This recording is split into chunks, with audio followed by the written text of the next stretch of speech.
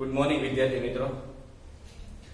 હવે આપણો મોટા ભાગનો સિલેબસ કમ્પ્લીટ થઈ ગયો છે અને લાસ્ટ લેક્ચરમાં કીધું હતું એમ કે જે ચેપ્ટર બાકી છે એના આપણે માત્ર બેઝિક કોન્સેપ્ટ શીખતા જઈએ છીએ, જેમાં આપણે સમાંતર બાજુ ચતુષ્કોણના સૂત્રો જોઈએ, સમલંબ ચતુષ્કોણનું, સમાંતર બાજુનું, ચોરસનું, લંબચોરસનું, પછી એક છે સમલંબ અને એની સાથે સાથે વર્તુળનું ક્ષેત્રફળ અને વર્તુળનો પરિઘ, આટલા સૂત્રોનો અભ્યાસ કર્યો. એની પછી બે રિવિઝન લેક્ચર આવ્યા આપણા અને એ રિવિઝન લેક્ચરમાં આપણે બીજું પ્રકરણ કે જેમાં ઢગલો સૂત્ર છે અને એની પછીનું છે પૃષ્ઠફળ અને ઘનફળ, એમાંય ઘણા બધા સૂત્ર છે, એનું રિવિઝન કરી લીધું. હું અહીંથી રિવિઝન કરાવું છું તો તમારી થોડીક જવાબદારી બને છે કે જે ચેપ્ટર હાલી ગયા છે એનું રિવિઝન તમે પણ સાથે સાથે કરતા રહો. ઓકે, તો હવે એમાંનું જ એક ચેપ્ટર, પાંચમું ચેપ્ટર, બહુ નાનું એવું, અને આમાંથી તમારે માત્ર 1 માર્કની તૈયારી કરવાની છે. કેટલા માર્કની? 1 માર્કની. અને આ ચેપ્ટરમાંથી કોઈ દાખલો પૂછાતો નથી, પણ તમને જો ગણિતમાં રસ હોય તો આ ચેપ્ટરમાં મજા આવશે. થોડીક એની હિસ્ટ્રી છે, થોડીક સામાજિક વિજ્ઞાનમાં જે બધી માહિતી આવે આપણી પ્રાચીન સંસ્કૃતિઓની એની પણ વિગત છે, પણ બધી ગણિતની આજુબાજુ ફરશે. ઓકે, તો તમે પાઠ્યપુસ્તક કાઢો અને એમાં જે આપણું પાંચમું ચેપ્ટર છે ત્યાં તમારે જવાનું છે યુક્લિડની ભૂમિતિનો પરિચય. ઓકે, સૌથી પહેલા આપણે વાત કરીએ યુક્લિડ કોણ છે. તો કે યુક્લિડ છે એને ભૂમિતિની અંદર સૌથી વધારે સિદ્ધાંતો આપેલા છે. ખરેખર એ વ્યક્તિએ શું કરેલું છે તો કે જેટલી બધી પહેલા વિગતો હતી, દાખલા તરીકે આજથી 500 કે 1000 વર્ષ પહેલા, અત્યારે જે માપનની ટેકનોલોજી છે, જે બધું મેઝરમેન્ટ કરી શકે, ઇલેક્ટ્રોનિક ટેકનોલોજી છે, એવી પહેલા કોઈ વ્યવસ્થા નહોતી. તમને ખબર રહી છે કે જ્યારે તમે જૂની વાર્તાઓ કે એવું કંઈક વાંચતા હોય પંચતંત્રની કેવી, ત્યારે માપણી માટે વેતનો ઉપયોગ થાય, ગુઠાનો ઉપયોગ થાય, અથવા તો એના હાથનો ઉપયોગ કરે. ટૂંકમાં કોઈ પણ એક ફિક્સ માપ બનાવે અથવા તો પગલા ભરીને અહીં જમીનની માપણી કરે. એ રીતે જુદી જુદી રીતે જમીન માપન માટે પદ્ધતિઓ ઉપયોગમાં લેવાય. યુક્લિડ છે એને બધી વિગત છે એ ભેગી કરી અને એ બધી વિગતને વ્યવસ્થિત રીતે એનું ટૂંકમાં સિદ્ધાંતો અને એના મૂલ્યોની સમજણી આપી. પ્રાસ્તાવિકમાં જોઈએ, પ્રાસ્તાવિક જ જોવાનું છે. ઘણા બધાને એમ થાય છે કે તમે એક જ ચેપ્ટરમાં પ્રસ્તાવના નથી સમજાવી, તો આમાંથી શું કામ સમજાવો છો? તો કે આ જે ચેપ્ટર છે આખે આખું પ્રસ્તાવનામાંથી જ પૂછાવાનું છે. ચાલો જોતા જઈએ ફટાફટ. ભૂમિતિ માટેનો અંગ્રેજી શબ્દ શું છે? જીઓમેટ્રી. જીઓ નો મતલબ શું થાય? ભૂમિ, જમીન, બરાબર ને? એની પર એક બીજો શબ્દ છે, તમને ખબર છે, જીઓગ્રાફી. શું છે? જીઓગ્રાફી. જીઓગ્રાફી એટલે શું થાય? તો કે ભૂગોળ, જમીનનો જે નકશો હોય, બરાબર. અહીંયા છે જીઓમેટ્રી. જીઓમેટ્રીનો મતલબ શું થશે? એ બેયને અલગ પાડો તો જીઓ નો મતલબ થાય પૃથ્વી અને મેટ્રેન નો મતલબ થાય માપન. જો એવું આગળ લખેલું છે. પછી જમીન માપનની જરૂરિયાતમાંથી તમારે ભૂમિતિનો ઉદ્ભવ થયો. ઓકે, હવે જમીન માપન એટલે શું? તો કે પહેલા જ્યારે માણસો આવા કોઈ પણ ઇક્વિપમેન્ટ છે કે સાધનો છે તેનાથી પરિચિત નહોતા, ત્યારે સૌથી પહેલી જરૂરિયાત માણસને ખોરાકની એની પેડી, બરાબર. અને ઈ મેળવવા માટે એને સીધી રીતે અથવા આડકતરી રીતે ક્યાંક ને ક્યાંક જમીનના સંપર્કમાં આવવું પડે, બરાબર. એના લીધે હવે તમને એમ થાય એમાં માપન ક્યાં આવ્યું? તો કે હવે કોઈ એક વ્યક્તિ તો હોય નહીં, ઝાઝા બધા વ્યક્તિ હોય, કસ્બો હોય, ગામ હોય, તો ઈ ગામમાં ઓલો એમ કે આટલો ભાગ મારો, આટલો ભાગ મારો, તો ઈ ભાગ મારો, આ ભાગ તારો, એવું કરવા માટે તે કંઈક કોક રીતે તો એ માપણી કરશે ને. ઈ માપન પરથી ધીમે ધીમે ઈ ભૂમિતિ શબ્દનો અથવા તો ઈ જે એનું ગણિત છે એનો કોન્સેપ્ટનો વિકાસ થયો. ઇજિપ્ત, બેબીલોનિયા, ચીન, ભારત, ગ્રીસ, ઇકાઝ જેવી તે સમયની સંસ્કૃતિના લોકોને પડતી કેટલીક વ્યવહારિક મુશ્કેલીઓનો સામનો કરવામાંથી ભૂમિતિનો વિકાસ થયો. આ ફકરામાંથી તમારે માત્ર જીઓમેટ્રી છે એનો અર્થ યાદ રાખવાનો છે. ત્યાર પછી આગળ જાઓ તમે તો પેજ નંબર 72 ઉપર આવી જાવ સીધા. ભારતીય ઉપખંડમાં તમે આનું નામ સાંભળેલું છે, બે સંસ્કૃતિનું, હડપ્પા અને મોહેન્જો-દડો વગેરેના ખોદકામ વખતે જાણવા મળ્યું કે સિંધુ ખીણની સંસ્કૃતિ, બરાબર છે, અંદાજે ઈસવીસન પૂર્વે 3000. ઓકે, હવે ઈસવીસન પૂર્વે શું છે સાંભળો. ઈસવીસન પૂર્વે એટલે શું થાય તો કે ઇંગ્લિશમાં શું લખેલું હોય બીસી.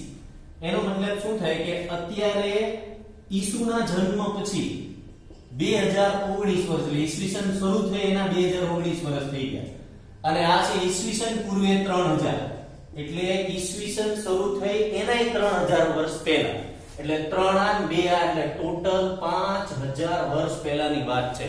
કેટલા? 5019 વર્ષ પહેલાની વાત છે. ત્યારે જે મોહેન્જો-દડો અને હડપ્પા સંસ્કૃતિ હતી એમાં ભૂમિતિનો વ્યાપક ઉપયોગ થયો હતો. એ તમે બહુ સારી રીતે જાણો છો કે સમાજની અંદરમાં એ તમારે બધું ડીપમાં ભણવાનું આવશે કે ઈ સમયે ઈ માણસોએ ઈ ત્યાંના લોકોના ઈ સંસ્કૃતિના માણસોએ સરસ મજાની ગટર વ્યવસ્થા બનાવેલી હતી, સરસ મજાના રોડ બનાવેલા હતા. અત્યારે જેમ ચંદીગઢની રચના છે આપણે બરાબર છે કે અહીંયા એક ઘર હોય, એક અહીંયા ઘર હોય, બધા સરસ મજાના આમ ઘર હોય. પછી તો કે એક્ઝેક્ટ સેન્ટરમાંથી રસ્તો જાતો એને તે કાપતા વચ્ચે રોડ નીકળતા હોય. પછી તો કે અહીંયા આની ગટર વ્યવસ્થા હોય સીધી અહીંયા મળતી હોય, આની ગટર વ્યવસ્થા અહીંયા, ઈ બધાની ગટર વ્યવસ્થા માર્ગની નીચે હોય અને ઈ તો કે શહેરની બહાર ક્યાંક એક જગ્યાએ ભેગી થાય. ટૂંકમાં અત્યારે જે એન્જિનિયરિંગનો ઉપયોગ થાય છે એવો 5000 વર્ષ પહેલા ઈ બધા લોકોએ કરેલો. શહેરો ઉત્તમ રીતે વિકસિત હતા અને ખૂબ સારી રીતે નિર્માણ પામ્યા હતા. ઉદાહરણ તરીકે રસ્તાઓ એકબીજાને સમાંતર અને ગટર વ્યવસ્થા ભૂગર્ભમાં હતી. બરાબર છે? ભૂગર્ભમાં એટલે જમીનમાં, જેથી રોગચાળો કેવું ન ફેલે. મકાનના ઓરડાઓ જુદા જુદા આકારના હતા. તે બતાવે છે કે નગરજનોને માપન અને વ્યવહારિક અંકગણિતમાં ઈ કુશળ હતા. બાકીની જો તમે ઇન્ટરેસ્ટેડ હોય અને તમને એમ લાગતું હોય કે આ માહિતીમાં તો બહુ મજા આવી તો ગૂગલમાં સર્ચ કરજો અથવા 10th ની બુક છે એમાં હડપ્પા અને મોહેન્જો-દડોની સંસ્કૃતિ વિશે બધું ડીપમાં આપેલું છે, જાણવાની તમને મજા આવશે. ઓકે, એમાં એક બીજું તમારે યાદ રાખવાનું છે એ શું છે તો કે જેટલા મોહેન્જો-દડો અથવા હડપ્પી સંસ્કૃતિના મકાન મેળ્યા એમાં ઈંટ છે ને એનું ચોક્કસ માપ હતું. 4:2:1 ગુણોત્તર હતો ટૂંકમાં. કે માની લો કે ઈંટ એટલે એક લંબઘન પદાર્થ થયો, એમાં તો કે લંબાઈ, પહોળાઈ અને ઊંચાઈ એનો રેશિયો કેટલો હતો એટલે કે ગુણોત્તર કેટલો હતો? 4:2:1. 4 ના અડધા 2, 2 ના અડધા 1 એમ યાદ રાખજો. ચાલો એની પછી હું ફટાફટ એટલે વાંચું છું કે આ બધી વિગત જ છે, તમારે પાછું વિગતવાર વર્ડ ટુ વર્ડ એકવાર પાછું વાંચી લેવાનું. બરાબર? અત્યારે જે અગત્યની બાબત છે એની જ ખાલી ચર્ચા કરશું. એની પછીના ફકરામાં છે પ્રાચીન ભારતમાં એક સુલભા સૂત્ર નામની બુક છે. એ ભૌમિતિક રચનાઓ માટે મહત્વપૂર્ણ ગ્રંથ હતો. એટલે કે કોઈ પણ માહિતી હોય એને વ્યવસ્થિત લેખિત સ્વરૂપે સંગ્રહ કરેલી હોય જેથી આગળની પેઢી હોય એને ઈ કામ આવી શકે. જેમ આપણું બંધારણ છે, બરાબર ને? અમેરિકામાં એમાં બંધારણ છે ઈ મૌખિક છે. મૌખિક એટલે ટૂંકમાં ઈ જે દાખલા તરીકે કે કોઈ ટ્રાફિકનો નિયમ છે, બરાબર છે, ઈ એને એમાં બદલાવ લાવવો છે તો ઈ શું કરશે તો કે એની સંસદ છે ઈ કાયદો પસાર કરશે અને જો ઈ કાયદો પસાર થઈ જાય તો ઈ નિયમ બની જશે. આપણે જેમ કલમો ને નિયમ બનાવીને સરસ મજાની મોટી બુક બનાવેલી છે એવું લેખિત બંધારણ ત્યાં નથી. ત્યાં બંધારણનું મૌખિક સ્વરૂપ છે. એટલે લેખિત સ્વરૂપે રાખવાનો ફાયદો શું થાય તો કે એ વસ્તુ જેવી છે એવી ને એવી સચવાઈ રહે અને આગળની પેઢીને કામ આવે. તો ઈસવીસન પૂર્વે 800 થી 500 વર્ષ પહેલા સુલભા સૂત્ર નામની એક બુક હતી. વૈદિક કાળમાં ભૂમિતિનો ઉદ્ભવ પૂજા માટે જરૂરી વિવિધ પ્રકારની વેદીઓ અને અગ્નિકુંડના નિર્માણ કાર્યમાં થતો. બરાબર? એ પહેલા તો એ કરવાનું હોય.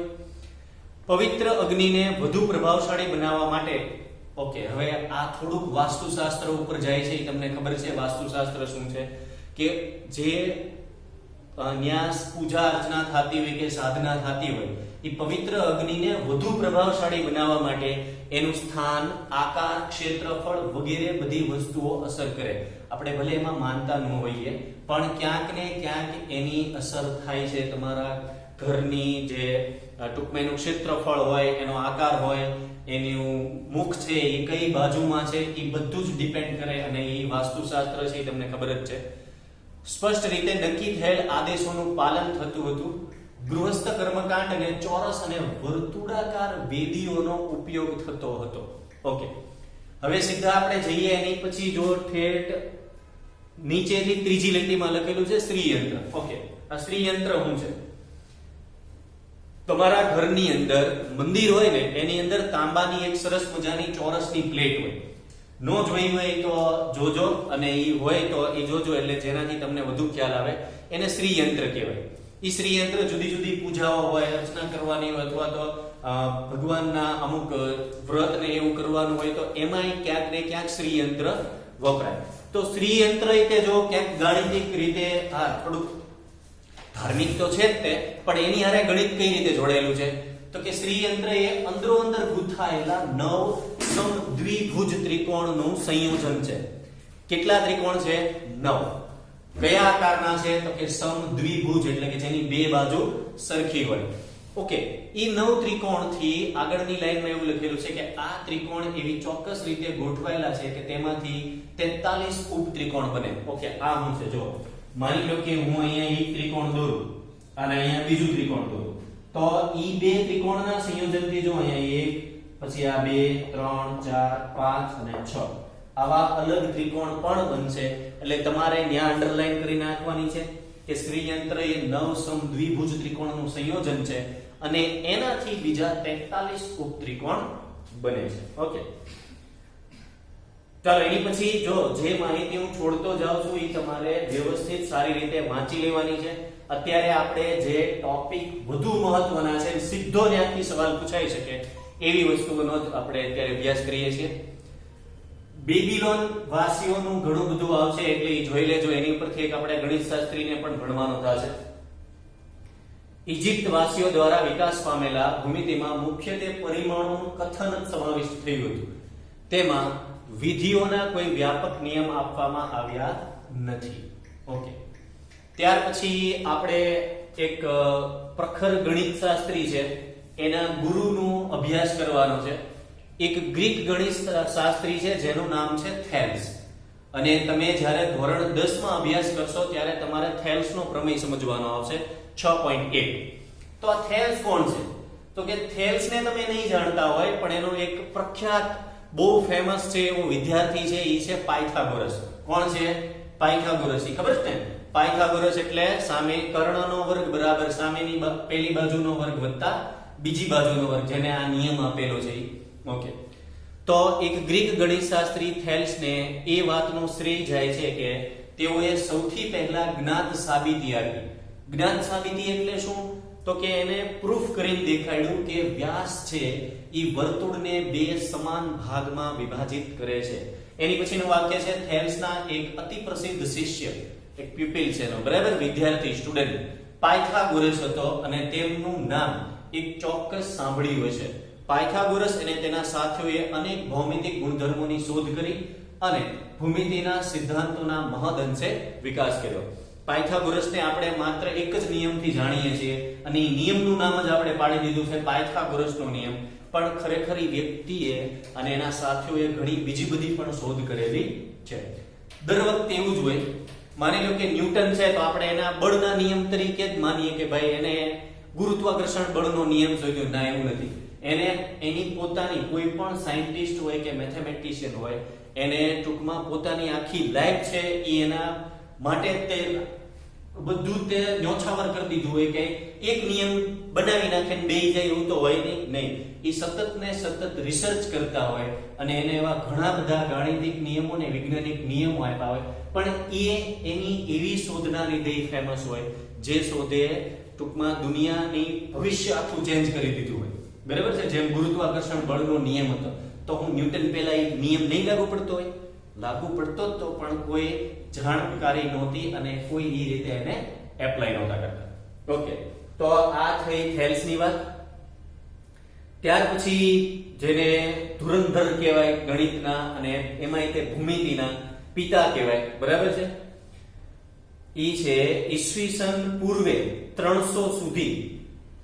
આ સમયે ઇજિપ્તના, યાદ રાખજો આ શહેરનું નામ એ પૂછાય છે, એલેક્ઝાન્ડ્રિયા ના એક ગણિત શિક્ષક યુક્લિડ, કે તે સમય સુધી જાણીતા ગણિતના બધા જ જ્ઞાનને એકત્રિત કર્યું. હવે એક વસ્તુ સમજો તમે. માની લો કે અત્યારે જેટલા નિયમ છે ને એ યુનિવર્સલ હોય. ઓકે, યુનિવર્સલ એટલે શું? તો કે બધા જ દેશમાં, આખી પૃથ્વી ઉપર જેટલા દેશ છે એ બધા જ દેશમાં એક જ સરખી રીતે એપ્લાય થાય. તમે અહીંયા ભારતમાં એમ કહો કે 1 કિલોગ્રામ બટેટા છે, બરાબર છે, ઈ તમે કોઈ પણ દેશમાં જઈને જોખો તો અહીંયા 1 કિલોગ્રામ જ કહેવાય. એટલે 1 કિલોગ્રામ એકમ થયો વજન માપવાનો, ઈ યુનિવર્સલ છે કોઈ પણ માપ માટે. એટલે કે કોઈ પણ તમે કોઈની લંબાઈ કે પહોળાઈ કે માપો એ મીટરમાં હોય અથવા સેમીમાં હોય તો એની ઈ જ વસ્તુ બીજા કોઈ પણ દેશમાં જાઓ ઈ જ રીતે માપવામાં આવે. એટલે દરેક નિયમ છે ને યુનિવર્સલ હોય. હવે યુનિવર્સલ ક્યારે કહેવાય? તો કે બધી માહિતી એક જગ્યાએ ભેગી થઈ હોય અને એની ઉપરથી પછી ચર્ચા વિચારણા થાય ને બધા દેશ નક્કી કરે કે હવે આ નિયમ છે એ બધી જગ્યાએ એક સરખી રીતે લાગુ પડશે, જેથી કોઈ કન્ફ્યુઝન થાય નહીં. હા, જે આપણું ચલણ છે એ બધા દેશ પ્રમાણે ફરતું રહે, પણ બીજા બધા જે કોઈ પણ એકમ છે એ બધા જ એકમો યુનિવર્સલ હોય. તો આ યુક્લિડ ભાઈએ શું કહ્યું? તો કે યુક્લિડ પહેલા જેટલા ગણિત શાસ્ત્રીઓ આવી ગયા એમાં પાયથાગોરસ, થેલ્સ બધા એને પોતાના દેશ પૂરતું જે સંશોધન છે કે એની શોધ છે એ સીમિત હતી અને લેખિત નહોતી.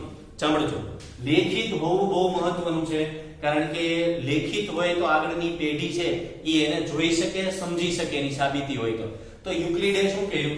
તો કે અત્યાર સુધી જેટલી માહિતી હતી બધી જ માહિતીને ભેગી કરી અને એ માહિતીનું એનાલિસિસ કર્યું અને એને વ્યવસ્થિત ગોઠવી અને એક સરસ મજાની બુક બનાવી અને એ બુકનું નામ આપ્યું એલિમેન્ટ્સ. એટલે કે પાયાના જેટલા તત્વો હોય ભૂમિતિના એ બધા જ આમાં આવી ગયા અને એના 13 વોલ્યુમ છે. કેટલા? 13 પ્રકરણની આખી શ્રેણી છે.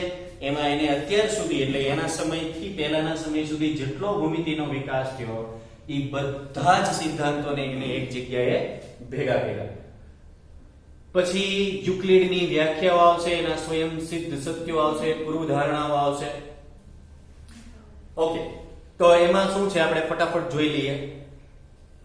હવે યુક્લિડે જેટલી વ્યાખ્યા આપી એમાં જોઈએ આપણે કે બિંદુને કોઈ ભાગ હોતો નથી. એનો મતલબ શું થયો કે અહીંયા હું બિંદુ કરું તો એની લંબાઈ, પહોળાઈ, ઊંચાઈ કાંઈ હોય નહીં. એટલે બિંદુ એક અવ્યાખ્યાયિત પદ છે.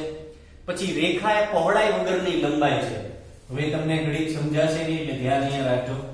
આ હું રેખા દોરું, બરાબર? આને રેખા કહેવાય, આને શું કહેવાય? કિરણ કહેવાય અને આને કહેવાય રેખાખંડ. તો રેખા છે ને એની તમે લેન્થ માપી શકો, બરાબર છે, પણ તમે એની પહોળાઈ નો માપી શકો. માપી શકો નહીં. કોઈ પણ રેખા હોય એની તમે પહોળાઈ નો માપી શકો, એની લેન્થ ફાઇન્ડ કરી શકો. પછી એવું છે તો કે રેખાના અંત ભાગમાં બિંદુઓ હોય છે, એટલે કે રેખાખંડની વાત કરે છે. જે પોતાના પર બિંદુઓની સાથે સમાન રીતે રહેલી હોય એવી રેખા એક સીધી રેખા છે. ઓકે, તમને સમજાય છે? પૃષ્ઠને માત્ર લંબાઈ અને પહોળાઈ જ હોય. એટલે કે પૃષ્ઠ એટલે શું? તો કે એક એવો આકાર કે જેમાં ચોરસ છે, લંબચોરસ છે, સમાંતર બાજુ છે, સમબાજુ છે, પછી તો કે સમાંતર બાજુ છે. આ બધા આકાર છે એ 2 ડાયમેન્શન કહેવાય, બરાબર? 2 ડાયમેન્શન ધેટ મીન્સ એમાં લંબાઈ અને પહોળાઈ જ હોય. પછી પૃષ્ઠની ધાર રેખાઓ હોય. ઓકે, આ બધી જે પૃષ્ઠની ધાર છે એ રેખાઓ હોય. જો એની પછી ઓકે, એમાં ઘન પદાર્થની વાત નથી કરી, પણ હું તમને કહું છું કે ઘન પદાર્થને કહેવાય 3D, કે જેમાં 3 ડાયમેન્શન હોય. કેટલા? 3. લંબાઈ, પહોળાઈ અને ઊંચાઈ. ઓકે, તમે 3D પિક્ચર જોઈ હોય છે. જનરલી મોસ્ટ ઓફ પિક્ચર છે ને એ બધા 2 ડાયમેન્શન હોય. 2 ડાયમેન્શન એટલે તમને લંબાઈ અને પહોળાઈ જ દેખાય.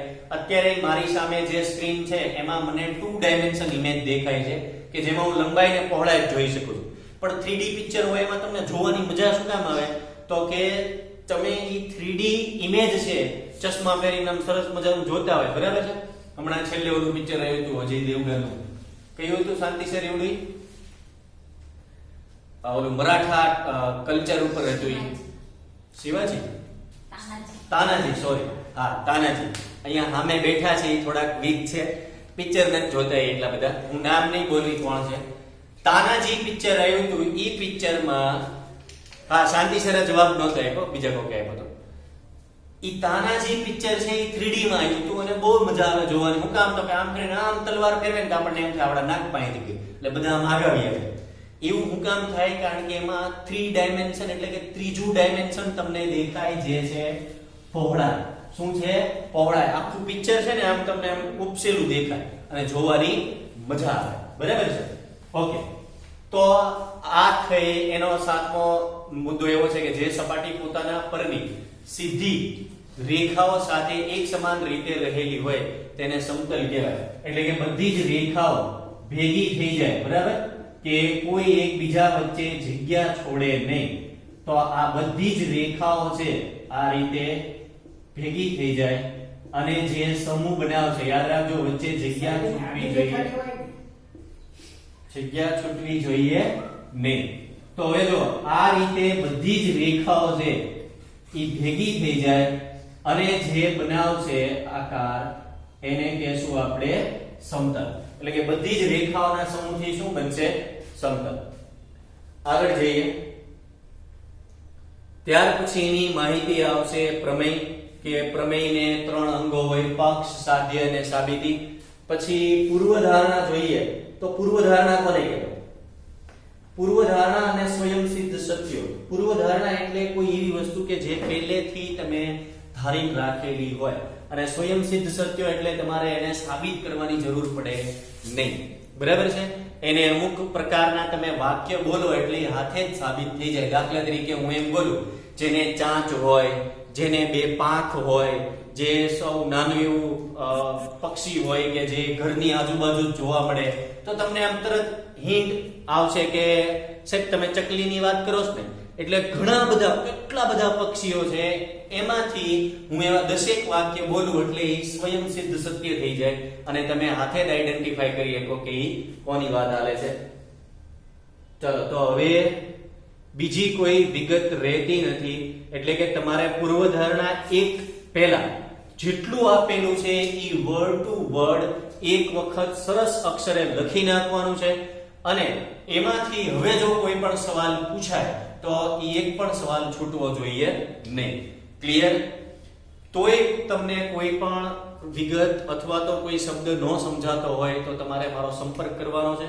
બરાબર? જેથી કરીને એની અંદરથી કોઈ પણ સવાલ પૂછાય તો એ આપણેથી છૂટી જવો જોઈએ નહીં. ફરીવાર કહું છું, આ ચેપ્ટરમાં કોઈ દાખલો પૂછાવાનો નથી. માત્ર ને માત્ર જેટલી વિગતો આપેલી છે એમાંથી 1 માર્કનો સવાલ પૂછાશે. તો ત્યાં સુધી આ લેક્ચરને અહીંયા સુધી રાખીએ અને નેક્સ્ટ લેક્ચરમાં આ ચેપ્ટર વિશે જેટલી વિગત બાકી છે એ વિગત આપણે પૂરી કરશું. તો ત્યાં સુધી આવજો. સ્ટે હોમ, બી સેફ.